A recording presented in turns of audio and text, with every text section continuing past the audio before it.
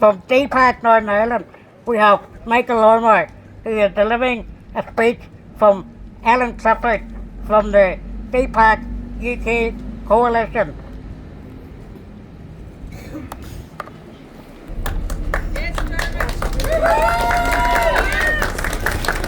As Dermot says, I'm speaking on behalf of Ellen Clifford from DPAC UK. It saddens me deeply not to be able to with you all today, bringing DPAC solidarity from Britain as you join with us in protesting against Labour's cruel and needless disability benefit cuts.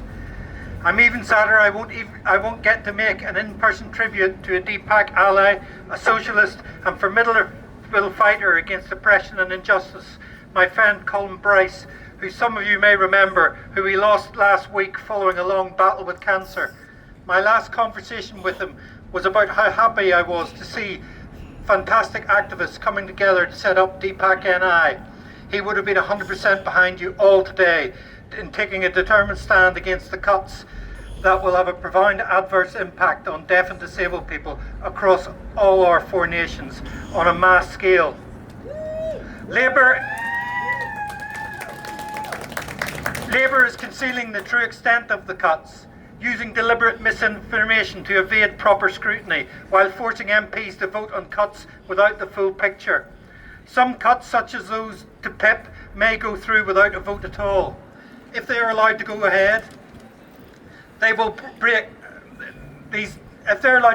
these cuts will unquestionably lead to more tragic benefit deaths.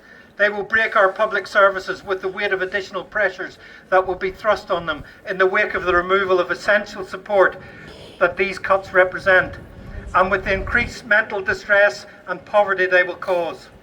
We are not only talking about 250,000 households pushed into poverty, we are talking many more, at least 350 to 400,000, on the basis of only some of the PIP cuts, which are themselves only part of what's in the new Green Paper. The impacts on our communities will be devastating. There is little hope that an imperialist warmonger like Hilary Benn, a man extraordinarily different from his father, will care enough about the lives of deaf and disabled people to vote against these cuts by his own initiative. We welcome the position of MPs in the north of Ireland in opposing the cuts. To MPs in England, Wales and Scotland, we say that we will not let you do this, and if you do, you will be punished for your cruelty.